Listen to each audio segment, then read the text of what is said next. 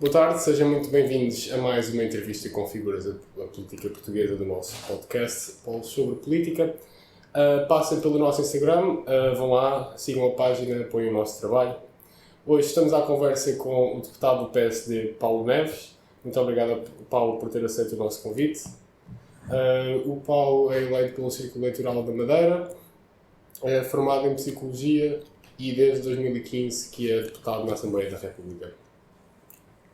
Boa tarde, Paulo. Mais uma vez, obrigada por ter aceitado o convite e também por nos ter convidado a estar aqui.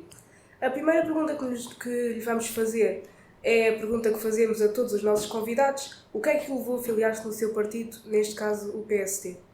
Antes de mais, agradecer à Beatriz e ao João por esta entrevista, por esta oportunidade. Acho que é muito interessante um projeto como o vosso, ainda por cima feito por gente tão nova. E felizmente ambiciosa, porque quando começam já com essa idade a fazer estas entrevistas é bom sinal. Portanto, agradecer e vos desejar as maiores felicidades. Ainda por cima vocês estão numa área muito importante, que é a área do jornalismo, a área da comunicação. Eu também tenho formação nessa área, eu próprio fui jornalista durante muitos anos e professor na área. Portanto, fico sempre muito satisfeito quando vejo pessoas como vocês empenhadas no jornalismo. A questão da filiação, eu já sou filiado no Partido Social Democrata há muitos anos. Eu tinha, não me recordo bem, mas à volta de 17, 18 anos quando me filiei na JSD lá na Madeira, e filiei-me porque acredito de facto, não só no Partido Social Democrata da Madeira e no nosso projeto, como sou social-democrata, mas social-democrata à portuguesa, que é bom que, como vocês sabem, há muitas definições, ou algumas definições, sobre a social-democracia. Há quem puxe mais para a direita, há quem puxe mais para a esquerda, há quem só puxe para a esquerda, mas eu prefiro fazer uma definição, não entrar se é de direita, se é de esquerda, mas dizer, como Francisco Sá Carneiro dizia muito bem, a social-democracia portuguesa. E é exatamente isso que eu sou, um social-democrata português, de social-democracia portuguesa. Foi na Madeira porque eu sou da Madeira e tive atividade política lá e durante alguns anos, depois de me ter filiado também, não só lá como cá, porque entretanto vim estudar para a faculdade, mas depois interrompi durante muitos anos, pela simples razão que fui para a vida jornalística, porque, como vocês disseram, tirei o curso de licenciatura em Psicologia, mas também tirei o curso de jornalismo na Rádio Renascença e depois fui trabalhar para a Renascença. E, portanto, a partir do momento em que entrei na vida de jornalista, suspendi a minha atividade política por muitos anos, à volta de uns 24 pelo menos, e então depois regressei e aqui estou. Muito obrigado. A próxima pergunta vem de encontro é um comentário, no fundo, a um problema que se atravessa da atualidade. Os preços dos combustíveis estão a atingir níveis históricos dos últimos anos. Tem havido várias propostas para combater esse problema, ou pelo menos minimizá-lo. Uma proposta do PCP, eu penso que pretende limitar e tabular as margens de lucro das gasolineiras. A Iniciativa Liberal propôs diminuir a carga fiscal dos produtos petrolíferos, e eu pergunto-lhe qual será o melhor caminho a seguir. Pois, aquilo que eu acho, alguma coisa falhou, como deve imaginar, porque a gente chega agora, quer dizer, ninguém é responsável por nada, aquilo sobe todos os dias ou todas as semanas, e subidas consideráveis, desde o início do ano já vem mais de 20%, quer dizer, quem é que fez esta equação? É que alguém fez, isto, como devem imaginar, não apareceu do céu, alguém fez esta equação, quem fez mal, porque já se percebeu que é um problema que não é só português, é um problema de toda a Europa. Eu penso que isto deve ter sido alguma cabecinha de Bruxelas, muito sinceramente, não conhece o mundo real, não conhece os países, que julga que isto é tudo rico, ou mais ou menos rico, como eles estão como eu costumo dizer, em Bruxelas, eles julgam que isto é tudo igual, e não é. E é evidente dizer uma equação para evitar o consumo de eletricidade, para ficarmos todos verdes, para a defesa do ambiente. Mas esquecem-se é o entretanto, enquanto nós não temos todos carros elétricos, enquanto continuamos a usar o fogão e o gás, enquanto continuamos a usar o gasóleo e a gasolina, não podemos ter estes preços, ponto. Portanto, é andar um pouco para trás, ou que se faça as coisas mais lentamente, mas pelo menos que se faça bem feito. Porque isto é contraproducente. Qualquer dia as pessoas dizem, ok, isto para defender o ambiente, vou eu andar agora às escuras, vou andar menos de carro, vou andar a pagar esta loucura. Qualquer dia já ninguém quer o ambiente, para defesa quase da sua saúde mental. Portanto, alguma coisa falhou, em primeiro lugar. Agora também temos que ver, Portugal é um país com impostos absolutamente inaceitáveis. Uma carga fiscal de 60% sobre 1 litro de gasolina. Como é que a gasolina já é mais cara que 1 litro de cerveja? Quer dizer, isto está tudo louco. Não é preciso ser um iluminado para perceber que alguma coisa está a falhar. É evidente, se formos para a esquerda, para a extrema-esquerda, é cortar o lucro das gasolineiras. Se formos mais para a direita, naturalmente, é cortar esta loucura desta carga fiscal. Portanto, a carga fiscal para cortar eu concordo sempre, porque 60% não é carga fiscal, é um roubo. Portanto, é bom que a gente tenha esta noção. Nós não podemos continuar em Portugal a ter uma carga fiscal 60% sobre a gasolina e o gasóleo. Vamos ver os ordenados, os rendimentos das pessoas, levam também uma cacetada que até faz impressão. Quer dizer, nós já temos impostos sobre os rendimentos à volta de 48% na escala máxima. Vocês vão dizer, mas isso são os ricos. Não são os ricos, que isso é outra conversa, é só da extrema-esquerda. Porque em Portugal, a classe média em Portugal recebe menos do que uma criada de serviço no Luxemburgo. A verdade é que é esta. E quando a gente fala da classe média em Portugal, dá vontade de rir, não é classe média. É uma classe média pobre. É preciso a gente acrescentar o pobre, porque a classe média em Portugal, com os rendimentos que tem, não vive bem. Tem que fazer contas ao final do mês e bastantes contas. E, aliás, se fizer as contas bem feitas, às vezes chega à conclusão que aquilo que recebe não dá para pagar as contas. Portanto, quando vem com essa questão da classe média em Portugal, não é classe média, é a classe média pobre. E depois pode haver uma classe média menos pobre, mas essa já vai levar na corneta com 40 e tal por cento, logo à partida de impostos. Isso é inaceitável, porque vocês podem dizer...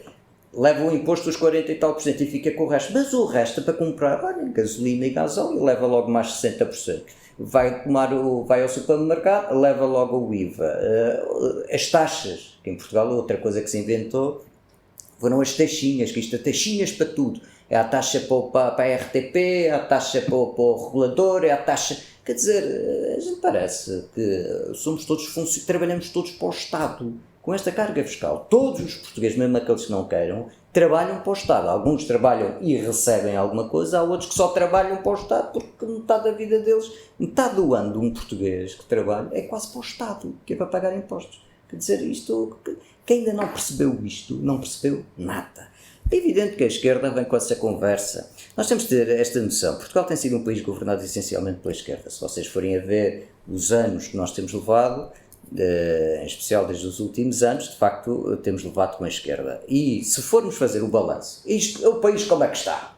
Vamos fazer um balanço, como é que isto está? Bem, isto está, eu vou dizer como é que isto está. 40% dos portugueses ou vive na miséria ou vive na pobreza. 40 é quase metade. Então que sucesso é isso? É este, em que 40% dos portugueses vivem ou na pobreza ou na miséria. Como é que o rendimento médio em Portugal anda à volta dos 800 mil euros? Como é que é possível? Então isto é o resultado de sucesso? Não. Nós temos que ter os primeiros a reconhecer que Portugal falhou. Temos que dizer, é evidente que há uns que dizem que somos os melhores, só se for no futebol. Temos o Cristiano Ronaldo, que é da Madeira ainda por cima. Agora, se formos a ver a média de facto, o português não vive bem, vive mal. Porque com esses rendimentos eu vivo bem vocês, jovens. Vocês já viram o que é que vocês vão levar? Vocês vão levar os estágios sem serem remunerados, vão levar depois, começam a trabalhar, ficam todos contentes que recebem 600, 900 euros por mês. O que é que vocês vão fazer com 900 euros por mês? Isso nem sequer é para pagar a casa. Estão a perceber? É isto o país, tudo o resto é fantasia. Como é evidente, a esquerda depois vem com os subsídios, que é o que eles querem. O que eles querem é ficar com o dinheiro todo e depois eles é que mandam. Eles é que distribuem, vão dando umas coisinhas aos jovens, uma coisinha ou coisa, mas quem manda são eles. E, portanto, o resultado é este. Se vocês perguntam, surpreende, não me surpreende nada. É porque não há nenhum país socialista no mundo que tenha enriquecido. Não há. E o grande problema de Portugal é só pobreza. Só há uma solução para combater a pobreza. Não são subsídios, mentira. Só se combate a pobreza, criando riqueza. E a verdade é que os portugueses acordam cedo para ir trabalhar, vão trabalhar cedo, fartam-se de trabalhar, chegam a casa com baixos rendimentos e com altos impostos. Isto é socialismo. Isto é o socialismo. Como é que essa riqueza de que falou poderia ser criada para as pessoas também? Ouça, por exemplo, diminuir os impostos sobre as empresas, sobre as pessoas que querem trabalhar. Logo, qual é o incentivo de uma pessoa abrir um restaurante ou um cabeleireiro ou faço ideia o quê? Se das primeiras coisas que lhe aparece é logo a Câmara a querer as taxas. A taxa da abertura, do fecho, de pôr a esplanada, do trás-esplanada. Aparece logo o Estado, você quer dar emprego a uma pessoa, logo com taxas, logo com os impostos. Logo, você como sabe, não só paga o ordenado que a pessoa leva para casa, coitado, só leva metade quase, porque o resto fica ao Estado, mas o próprio do patrão ainda tem que pagar por trás também outros impostos sobre cada... Quer dizer, qual é o incentivo disto? Está a perceber? Portanto, aquilo que a gente tem que ter é uma carga fiscal razoável, que se paguem alguns impostos, mas não pode ser esta loucura, que aquilo que se caiu em Portugal foi, quanto é que o Estado precisa? X. Vamos buscar isso em impostos. Devia ser exatamente ao contrário, que é, quanto é que os portugueses podem dar de impostos? Y. É isso que o Estado vai ver. É por isso que construiu-se este monstro, que acaba por ser um monstro do Estado que leva metade da riqueza nacional. Há pessoas que ainda não perceberam, porque quando vêm coisas ditas que é o Estado que paga gratuito, não precisa nada gratuito. Os passos não são gratuitos, que alguém está a pagar os passos mesmo aqueles que as pessoas não pagam. Não estou a dizer que não têm direito, agora que haja uma consciência que nada é gratuito. E toda a gente está a pagar, incluindo os 40% que vivem na pobreza ou na miséria. Ok, obrigada. Como já referi, como também nós já referimos, o Paulo é formado em Psicologia e especializado em Psicologia Organizacional e também tem formação em Jornalismo. Como é que estas suas formações em Psicologia e em Jornalismo contribuíram para a sua maneira de ver o mundo e, em particular, para a sua maneira de ver a política? Sim, é evidente que contribuem. De que forma? Sim, repara uma coisa, eu também tenho uma área que trabalho já, aliás, deve ser a área que eu trabalho há mais anos, que é a política internacional.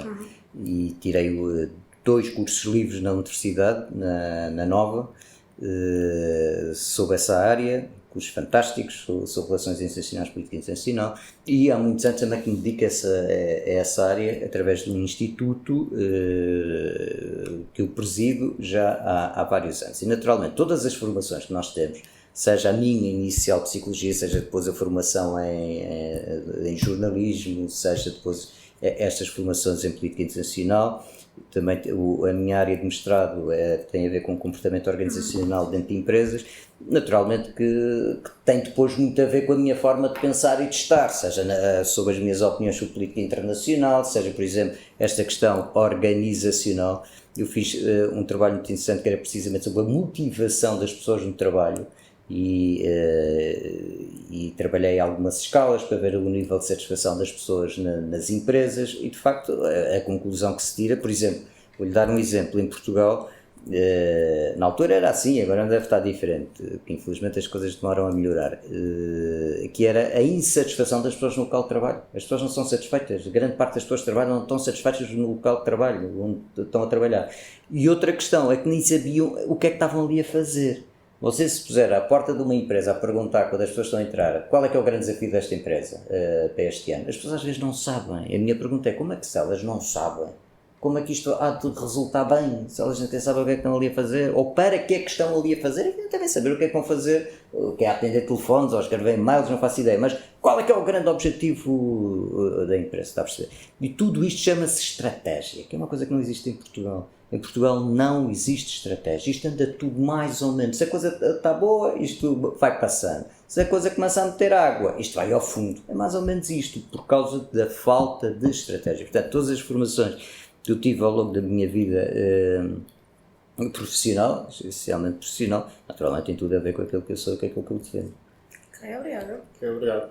Na semana passada, Paulo Rangel anunciou a sua candidatura, já esperada por muitos, à liderança do Partido Social Democrata e afirmou que o PSD é um partido que deve ir do centro-esquerda até ao limite intransponível da direita democrática. Como é que lê estas palavras de Paulo Rangel e de que forma é que acha que isto pode ser de alguma forma uma crítica à liderança de Rui Rio? Como é evidente, o Paulo Rangel é crítico à liderança de Rui Rio, senão não se tinha apresentado como candidato. Aquilo que eu acho é muito simples. Nós, em democracia, temos que respeitar as decisões do povo. Bom, o povo decidiu, já mais de uma vez, nos colocar PST na oposição a nível nacional. Portanto, quando o povo nos coloca na oposição, a gente só pode fazer uma coisa: oposição, na verdade. E quando nos colocam no governo, a gente só pode fazer uma coisa, que é governar. E aquilo que era bom que acontecesse sempre era ter um bom governo e uma boa oposição. Mas cada macaco no seu galho. Quando os galhos começam-se a misturar e as colaborações e essa coisa, eu sou contra. Eu acho que cada macaco tem que estar no seu lugar. A oposição é na oposição a fazer oposição e apresentar-se como alternativa. O governo é a governar. Ponto. E é isso que o PSD tem que fazer de uma forma claríssima. Não é mais ou menos, nem à segunda, quarta e sexta e depois já é colaborador. Não. Temos que ser, ainda por cima, nós temos um mau governo. Se vocês me dissessem, mas o governo é até bom, é difícil dizer mal deste governo. É fácil dizer mal deste governo, que este governo é péssimo. A pobreza não diminui, a riqueza não aumenta, que esta é que é a verdade, tudo o resto é tudo fantasias. Portanto, era fácil e é fácil fazer oposição. Por isso espero que o Dr. Paulo Rangel, se for eleito líder do Partido Social Democrata, faça oposição, que é isso que o povo manda fazer. A semana passada, mais ou menos, o Presidente da República falou numa eventual hipótese de eleições antecipadas devido às complicações que estavam a haver por causa do Orçamento de Estado de 2022. E a nossa pergunta é a seguinte: o Paulo acha que num eventual cenário de eleições antecipadas a acontecer agora, acha que o PSD teria alguma possibilidade de chegar a governo? E se houvesse essa possibilidade, acha que, de momento, com a atual liderança de Rui Rio, o PSD tem capacidade para governar o país de uma forma eficiente? Bem, aquilo que eu lhe diria é o seguinte: a vida política, só na Coreia do Norte é que não há crises políticas. Como deve imaginar, na Coreia do Norte ninguém fala que o orçamento não vai passar ou que o Kim Il-sung deve perder o governo. Não. Só nas ditaduras não há crises políticas. As crises políticas são próprias, ainda bem, dos regimes democráticos. Ponto. Portanto, eu também não faço isso, parece que é o fim do mundo. Se o orçamento não passar, parece que isto vai ser a loucura total. Não, se não passar, ou fazem um orçamento novo, vamos para eleições, qual é o problema? Se me disserem até que o governo vai cair vem um melhor, eu até fico satisfeitíssimo, até já vou para a rua comemorar as eleições. Portanto, não vejo isso problema nenhum. É evidente, vem que a conversa dos fundos comunitários é preciso. Mas reparem uma coisa, mas já nós temos que ser muito, muito claros nestas coisas, que é não fazer chantagem. Quem tem que decidir se quer continuar a ser governo ou não é o Dr. António Costa, é o único. Não é o PSD, não é o PP, não é ninguém, é o Dr. António Costa, porque o Dr. António Costa arranjou uma equação de solução de governação, que é PS com a extrema-esquerda.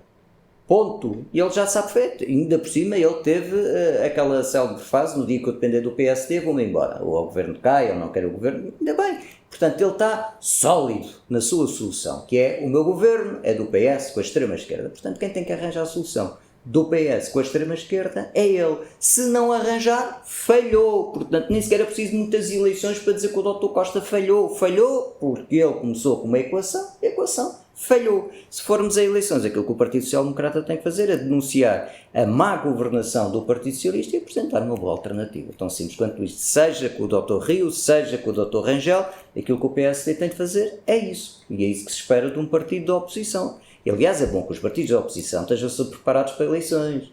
Essa coisa de... Eu, por exemplo, discordo completamente daquela ideia que quem está na oposição não tem que se fazer de morto. Que é para quem está no governo cair e a gente então vai. Eu discordo completamente. Isso é... Não gosto nada disso.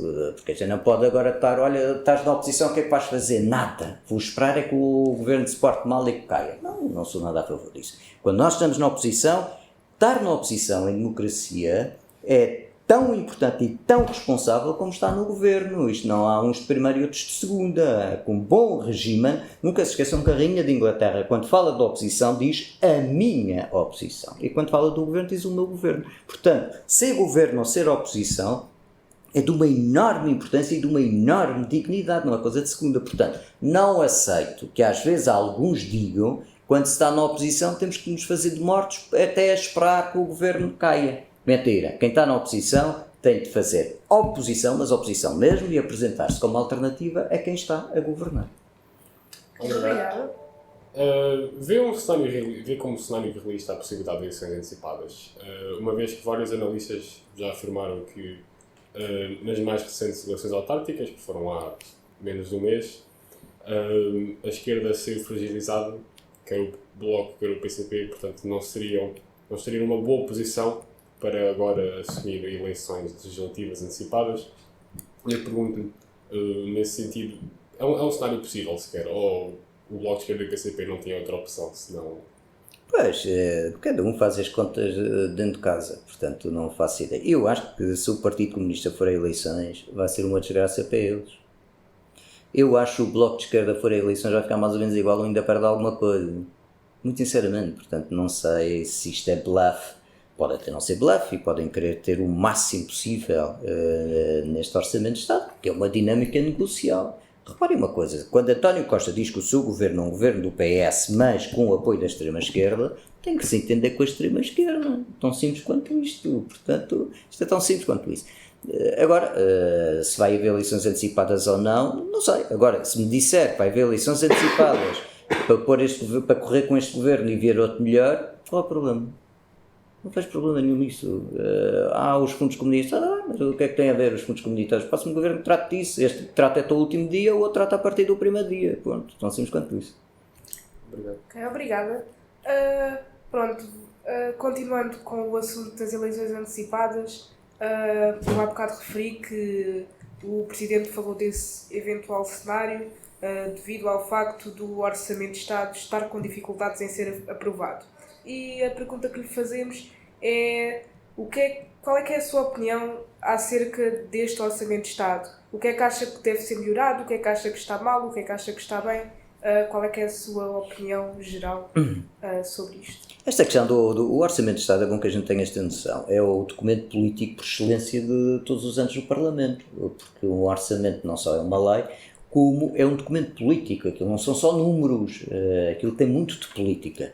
E não há dúvida que aquilo que, grosso modo, ou se quiserem macro, olhando para aquele orçamento, o que é? É um orçamento socialista e de esquerda. Impostos, quer dizer, é a loucura total, como vocês sabem. O nível dos impostos em Portugal atingiu níveis pornográficos e mantém-se naquele orçamento. Portanto, é um orçamento de imensos impostos, um orçamento de imensas taxas, até aumenta mais taxas e mais taxinhas, a Netflix leva agora com taxas, quer dizer, tudo leva com taxas, tudo leva com impostos diretos, os impostos indiretos já valem 47% do que se vai arrecadar a nível nacional, quer dizer, mas isto é a forma do PS governar, e aí eu tenho que lhes tirar o chapéu, pelo menos estão a ser coerentes, que é malhar nos impostos, cada vez mais, aumentar os impostos e de ter também a questão de, em algumas áreas de investimento, não aparecem. E, portanto, é de facto um orçamento que é absolutamente ideológico, é um orçamento do PS e um orçamento com a extrema-esquerda, em que o que aparece é sempre o Estado, muito fundamentalista, ideologicamente fundamentalista. Por exemplo, vocês reparem a questão da TAP. A TAP, tudo somado, vai andar à volta dos 4 mil milhões de euros para 89 aviões, num país pobre, em que 40% da população vive na miséria. Pois é este mesmo país que vai gastar só para 89 aviões 4 mil milhões de euros. Vocês vão perguntar, mas é devido à crise do Covid? Mentira, não tem nada a ver com a crise do Covid, isso é uma aldrabice que se andei a dizer. O que isto tem a ver é com o fundamentalismo ideológico do governo do PS e da extrema-esquerda, que mal chegaram ao poder, como vocês sabem, foi reverter a privatização, e aliás há a célebre frase de António Costa a dizer que, a bem ou a mal, isto vai ser revertido. De facto, até foi a bem para os privados que fugiram a tempo e não ficaram na altura má. Portanto, só isto já são 4 mil milhões. CP, 1.800 milhões de euros. Ou seja, isto é uma perfeita loucura. Tudo isto é uma perfeita loucura. Para aquilo que é preciso dinheiro, não há. Como é preciso tanto dinheiro para estas loucuras todas, é evidente que é necessário uma carga fiscal que é absolutamente inaceitável contra as pessoas, contra as empresas e contra as famílias. Agora, fala-se muito da bazuca. Parece que vai ser a bazuca que vai resolver este problema todo, dos famosos 16 mil milhões. Eu só chamo a atenção para o seguinte. Se vocês forem a ver as receitas fiscais do governo, mais ou menos por ano, anda à volta de 50 mil milhões. 50. Como é que nós damos uma atenção imensa a 16, quando por ano há 50 mil. E vocês não se esqueçam que os 16 é até 2027. Se vocês dividirem os 16 até 2027, há à volta de 2 mil e tal milhões por ano. 2 mil e tal milhões. É quase o que vai para a CP e o que vai para a TAP. Ou seja, eu pergunto, se 50 mil milhões por ano não resolve nada, vão ser os 16 mil durante 6 anos que vão resolver que a senhora Van der Leyen manda para cá. Quer dizer, não passa na cabeça de ninguém. Portanto, isto é para vos dizer que é um governo de fantasia, é um governo dos impostos altos, é um governo dos serviços públicos, são uma vergonha, como a que em 2021 as pessoas têm que acordar cedo e ir para as portas das lojas do cidadão. Será que as pessoas não veem que isto não pode ser? Então, que modernização, ainda por cima, acho que há uma ministra da modernização administrativa. Imaginem se não tinha uma ministra da modernização administrativa, tínhamos que passar 3 dias acampados. Portanto, com uma ministra, a gente tem que ir às 4 da manhã para arranjar uma senha. É que outra característica socialista, que são as senhas. Vocês repararem, nos países socialistas, de facto, isto anda tudo com senha. Portanto, em Portugal já se anda também com senha. Para tirar o cartão de cidadão, é preciso acordar de madrugada e para as filas de madrugada à espera da senha. Tem senha? Não tem senha, vai outra vez para trás. O passaporte é pior. O passaporte é pior, ou seja, nós estamos muito piores em algumas coisas do que antes. E se repararam, o que é que dizem os socialistas? Somos a favor da eficiência do Estado, é por isso que os portugueses têm que pagar quase metade da sua riqueza para o Estado, que é para terem este bom Estado.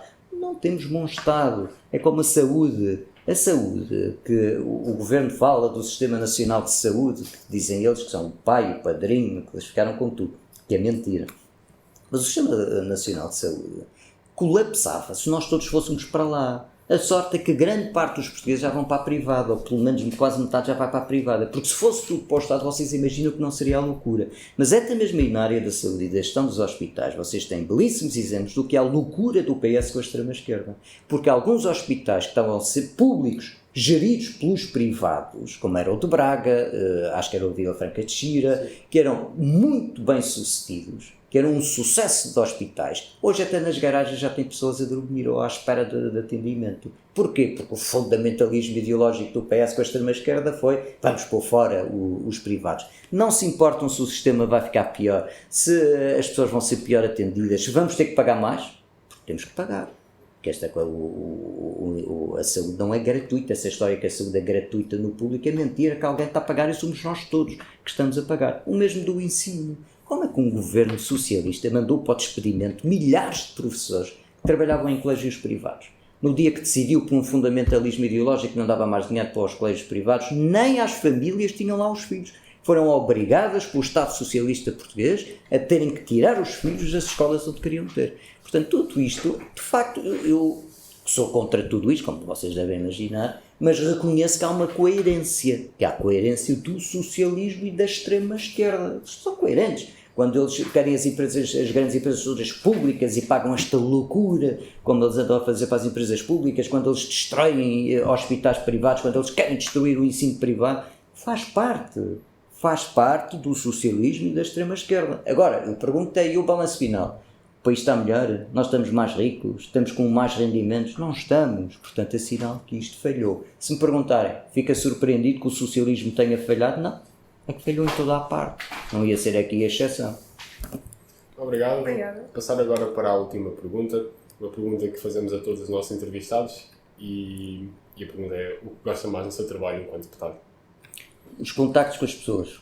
Gosto muito de ter os contactos com os eleitores, com as pessoas em geral, de ir ouvi-los, assentar bem o que eles pensam, o que eles querem e vi defender os interesses, eu pelo menos falo por mim, que sou eleito pelo povo da Madeira e do Porto Santo. E a mim o que me dá mais gozo é estar, de facto, na Assembleia da República, da minha República, a defender os interesses daqueles que me elegeram. E mesmo os que não me elegeram, que, como deve imaginar, não defendo aqui só os interesses dos militantes ou dos simpatizantes ou dos eleitores do Partido Social Democrata. Não, eu defendo os interesses de todos e, portanto, dá-me um orgulho, uma responsabilidade, mas um orgulho muito grande de estar aqui na Assembleia da República a defender os interesses dos madeirenses e dos porto-santenses. Isso não gosto imenso de fazer. Muito obrigado. Obrigada. Obrigado, Mais uma eu. vez, Paulo, obrigado por ter aceito o nosso convite para a entrevista. Muito obrigado, eu. Então ficamos por aqui. Esta foi mais uma entrevista com figuras da política portuguesa. Hoje há conversa com o deputado Paulo Neves e até uma próxima.